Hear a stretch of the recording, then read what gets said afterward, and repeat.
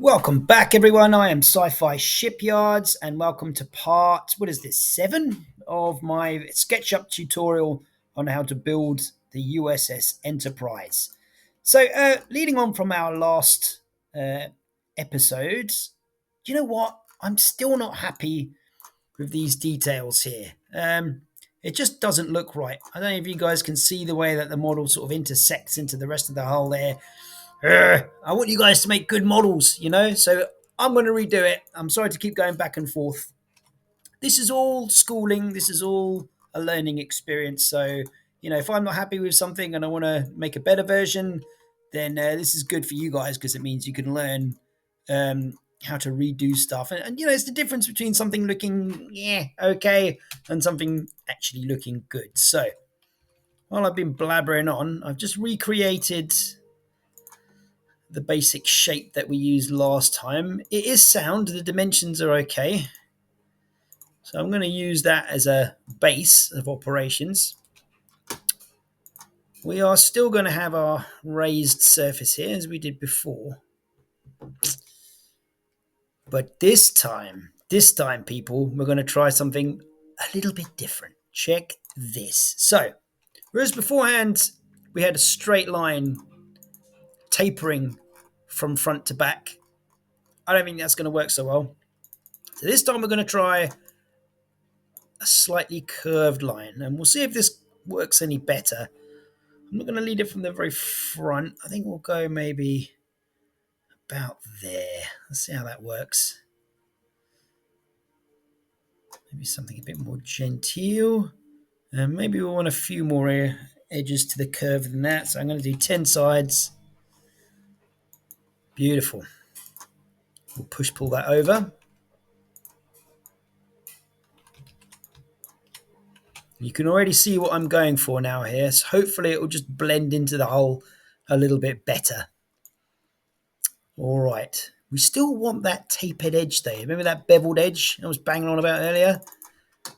Let's pinch the template from our last one. That's another nice thing as well. If you do create a part of a model that perhaps doesn't work quite so well, it's not the end of the world. You can always use or reuse parts of it in your new version. Okay, let's see if this works, shall we?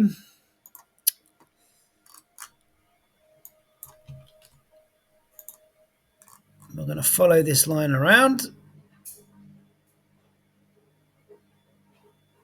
to that edge there. Okay.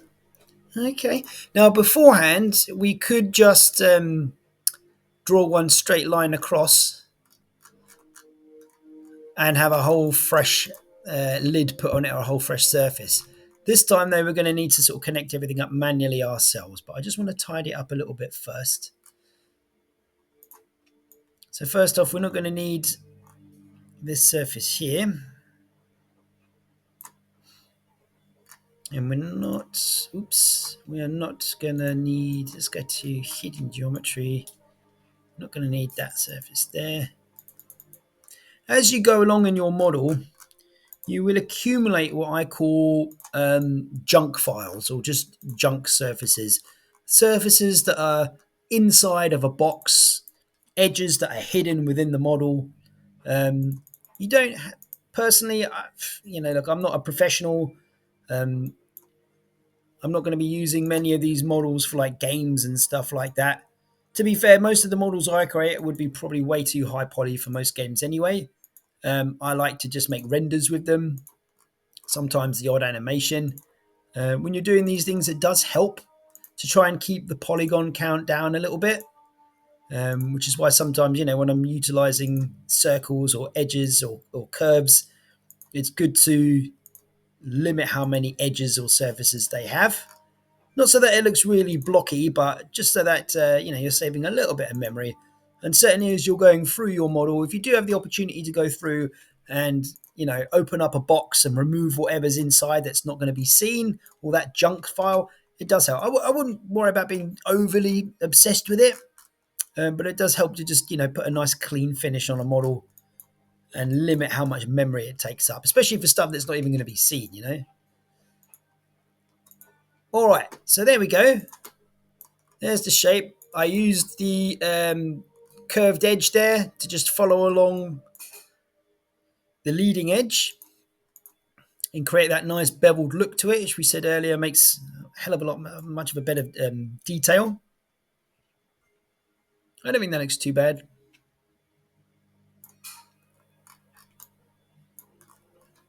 All right. Let's have a look here. I'm selecting the inner part of these cylinders.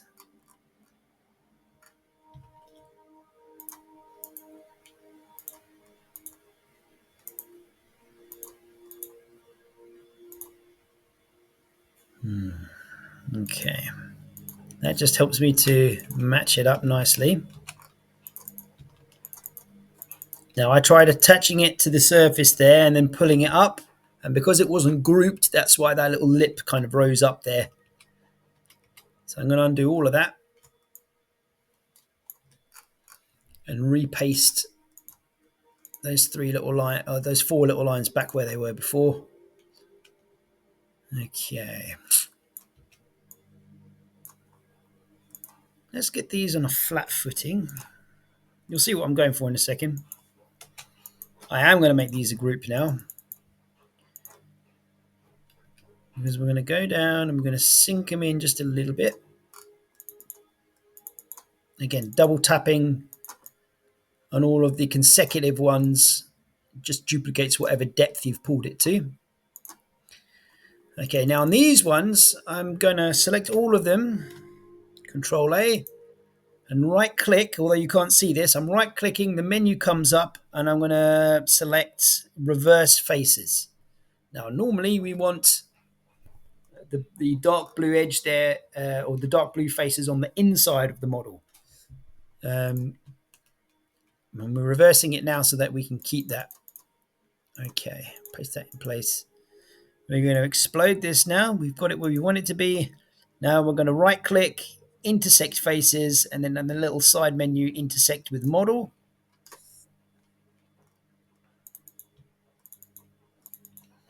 I am aware that you guys don't necessarily see that little pop-up menu that comes up, so you'll just have to take my word for it that it does. Normally when you right click on anything in SketchUp, like a little tertiary menu comes up and gives you the options of doing stuff. So sometimes if I'm doing something and you're like, oh my gosh, how did you do that? Chances are I either clicked on something in the left-hand menu here or right-clicked and brought up the little hidden menu there, which you guys can't see. I think it's just the recording software I'm using. So I've intersected the faces of those models with this primary model here. I've gotten rid of all the external stuff which we didn't need.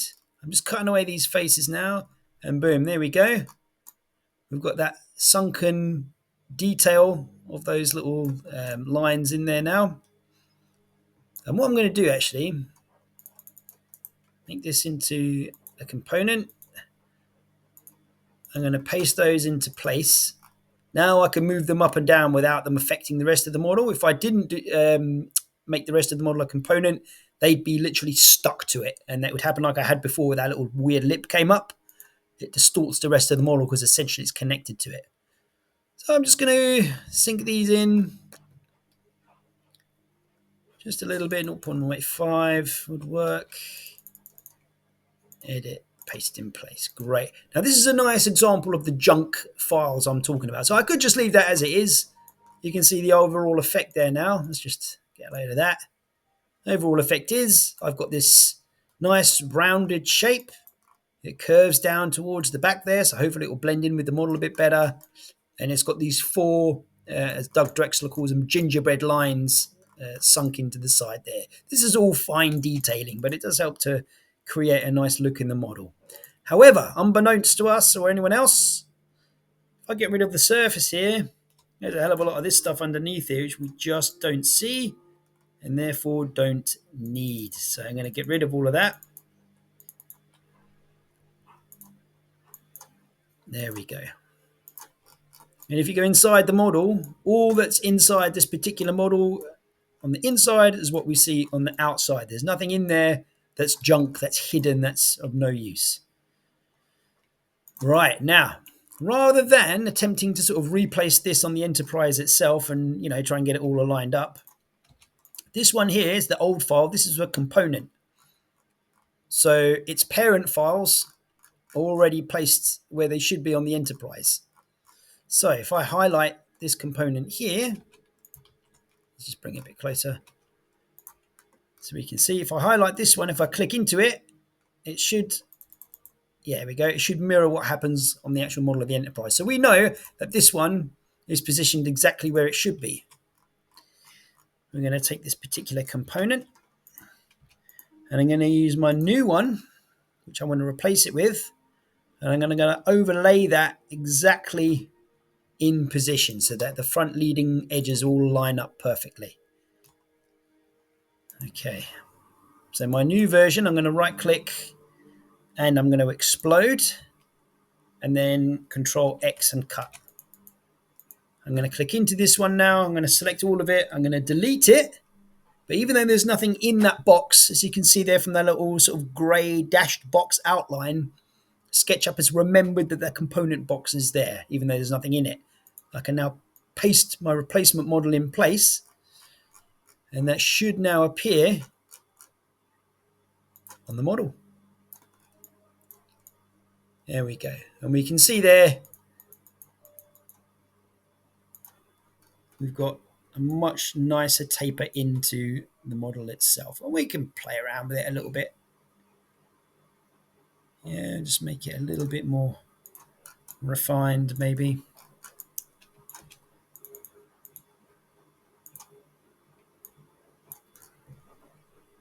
Excellent. There we go.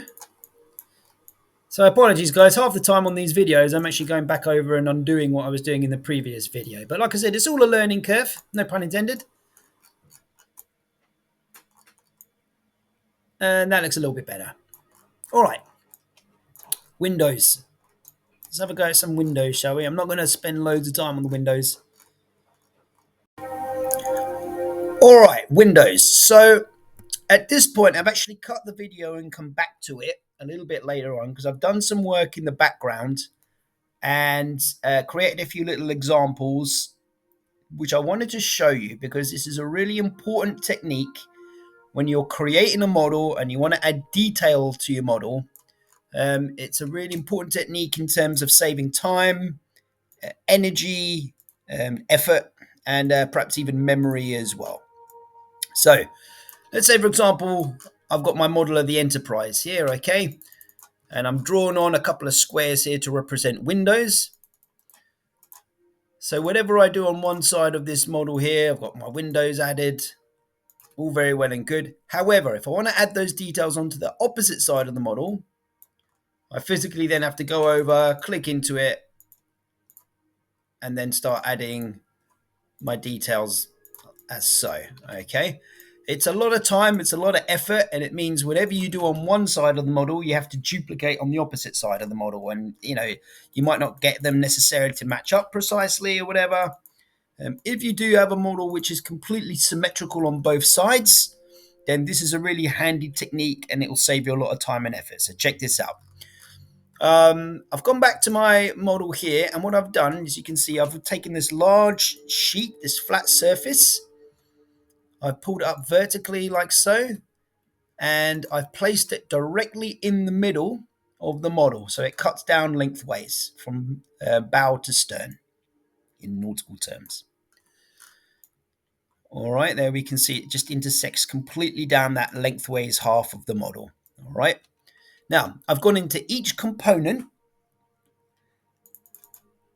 selected it, and then I've right clicked and placed the additional tab which says intersect with model. Okay, and what that does then, that whole half of the model intersects itself with this vertical sheet which I placed there, and essentially creates a dividing line down the length of the model. Okay, so then what I've done is, using that dividing line, I've erased one half of the model, so I'm just left with half of it, a saucer section in this case. Okay.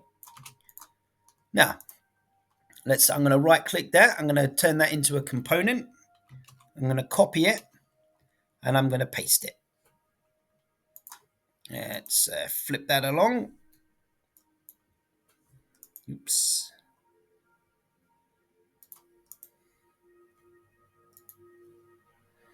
Okay. That'll work. So, I place these two halves together and voila, I've got my whole saucer section back again. This is great. Because it's a component, if I cut this bridge module here and paste it in, it also appears on the other side. In fact, anything I do on one side of the model here, as we've already discussed, will occur on the opposite side, as you can see here. That's just me mucking around. All right. Now, if I get rid of the hidden geometry, however, I've got this great big ugly line appearing down the middle, which really I don't want to have. So if I get rid of that one half, I can get rid of that line or hide it even by using the erase button, the eraser tool, holding down Control. And every time I click on a hard line with the eraser and holding the Control button, it doesn't actually erase it altogether, it just hides it like so. And therefore, when I connect two halves together, then I don't have that ugly separation line down the middle. It's quite a long and tedious method of doing that. And if you've got loads of complex curves, you have to go through each one or just run your eraser along it. It can take a little bit of time, which is a bit dumb. So what you can do instead is this method. So essentially what I want to do is create a vertical line here and fill in that surface. I'll just erase that line now because I don't need it. So now I've got this whole flat surface which has filled up the gap there. Okay, and guess what? It allows me to highlight the rim as a whole. So if I double click on it, it's all highlighted. And then while it's all highlighted, I hold down the shift button, which gives me a plus or minus symbol. And I can just unselect the center mass. And now it means that as a whole, I've just highlighted the very edge of this shape. And from there, I can go to my soften and slide that tab all the way over to the right hand side, which completely softens it. However, as you can see, it does give the model this weird sort of texture effect. You want to try and avoid that if possible. If I was to control and copy that,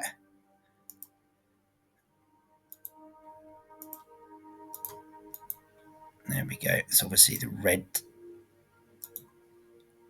axis that I need. If I was to place those two together, you can see here how even though I've got rid of that center line, as I did before, it's still giving me this really weird texture effect on there. It kind of doesn't look right at all. In order to get rid of that, all I need to do is view hidden geometry, go back into that surface and erase it. Great stuff. So essentially now all I've done is I've done a little technique there which has turned all of these hard lines into soft lines or hidden lines. Now, when I paste them together, flip that along. Beautiful. And let's get rid of the hidden geometry. Oh, there we go, lovely. I've got a nice, smooth looking saucer section. You can see that weird effect has happened here in the bridge module as well. Let's just get in there. Rather than getting too complex about it, I'm just going to sink myself into the model there. Keep clicking until I can see that that face has been highlighted. View the hidden geometry, there we go, and get rid of that. And now if I look around, I've got a nice big empty space there. Perfect. And as you can see, that weird texture effect on the outside is now undone. Great stuff. So you can do this and essentially duplicate that effect for every part of the model. And it's really handy now, because if I want to add windows to one edge, let's do a circular window here. And let's copy and paste that over. And copy and paste that over. And copy and paste that over. Lovely, lovely. Hey, guess what? That's now happening on the other side automatically as well. So you've literally just saved yourself 50% of your work. You've saved yourself memory. And you've also ensured that whatever you've done on one side is precisely mirrored on the other side as well, which is a nice handy little tip. As you can see, I've been working on that on this side of the hull as well, for the secondary hull. Again, I did have that empty gap there. We'll just repeat the process just very quickly. Put a line down there so I can fill up that whole surface line there. Highlight it. Holding down the shift button, I just deselect the actual face. So now I'm just left with the edges. And then I hit that soften tab there. Slide it all the way across so that it's hidden. And now I don't need that flat surface in there anymore, so I'll delete that. Great. And you want to do that with pretty much, I'm just going to get rid of this. There we go. You want to do that with any surface where you're going to need to, add detail to the opposite side.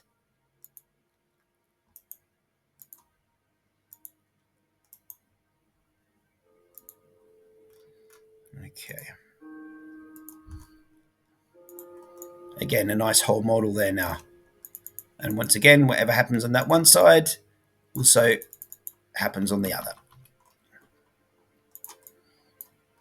Now, for something like the navigational deflector dish there, there's only one of them. So I don't really need to do that and separate it into two halves. But for the sides of the hull there, I will do that. I'm going to actually cut this. I'm going to use my old model here as a reference, just for placing the parts back into place.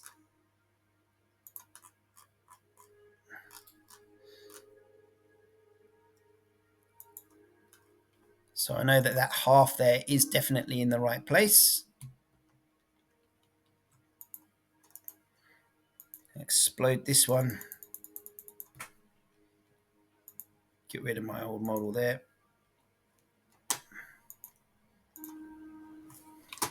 Paste that in place. Lovely. That's great there. And I did have a saucer section done there as well. Let's do that.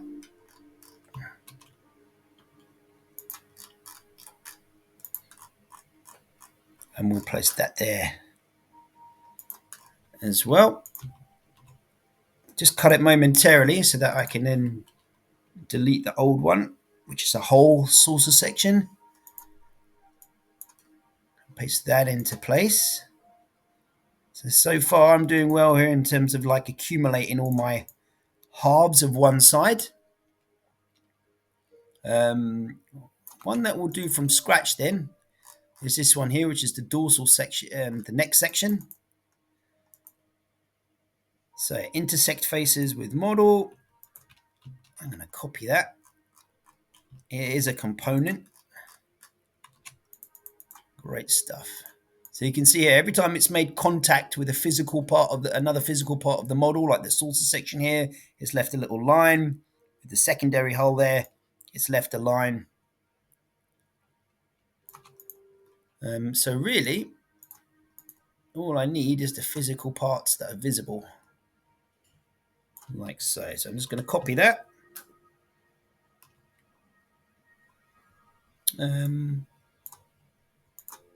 Actually, you know what? I am going to use all of it. It's going to make that center line a bit more easy. So copy all of that, Control A to delete, and then paste in place. Okay, so I'm left there with that half of the model.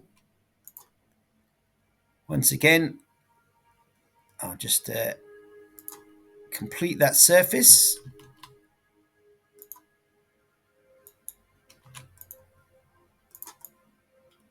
All right, I'm left with that inner surface there now. Select it all, deselect the face, make it really nice and hidden. And then view hidden geometry. I'm going to select that face and delete it.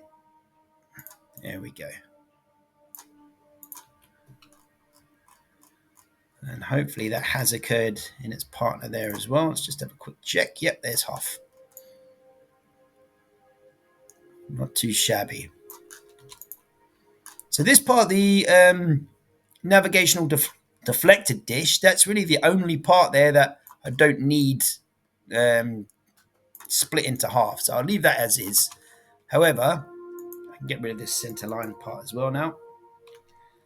So this half, this half, this half, and this half can all be made into one big component.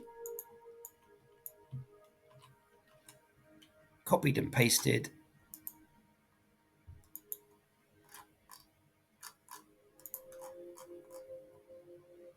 And placed on the other half there.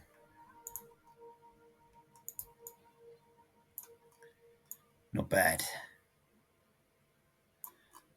There is a little detail here which for some reason didn't quite make it.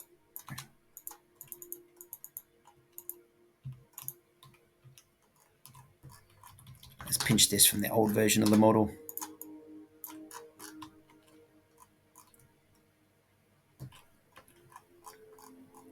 Sometimes when you try and copy and paste an element, Sketchup will just change its orientation rather unhelpfully. You can change the orientation yourself to match it, or you can just paste it in place where it was and then move it manually yourself. And then you don't have to change the orientation then to being flat.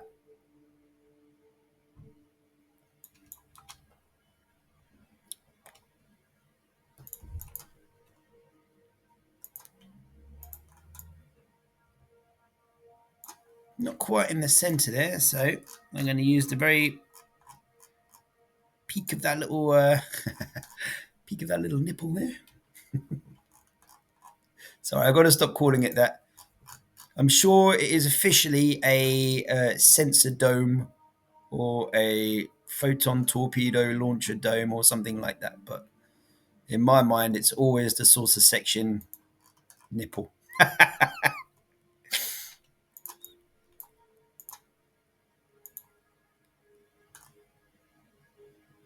All right, there we go. So I should have a couple of like individual whole components there, and then two halves of the model. Okay, and then that just means whatever I do on one side will happen on the other side, and I can actually just save the whole thing as a group.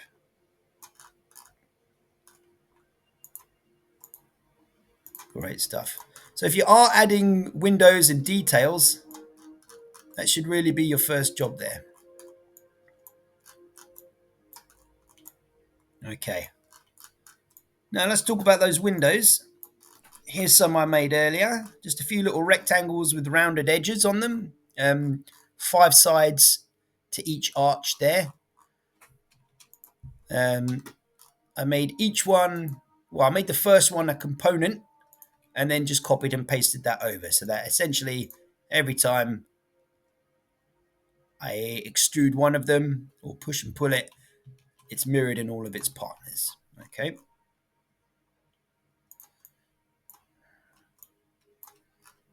Now I need my piece. I'm going to copy that component there.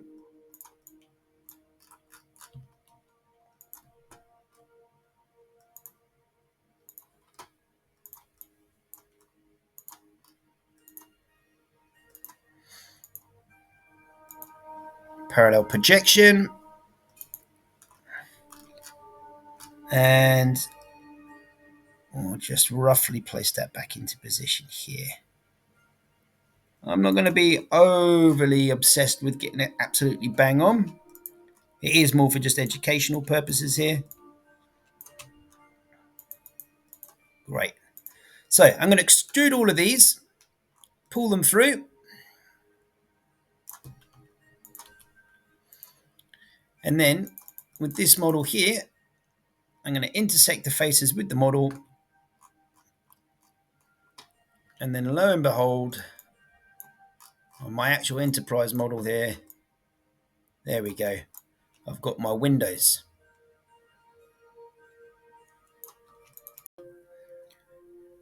So I'm going to leave it there because we're pushing half an hour on this video. Come and join me for part 8. And we'll go into more detail in terms of adding and texturing the windows. And we'll see what else we can get done on the model. Thanks for stopping by. Hit that like button and I'll see you on the next one.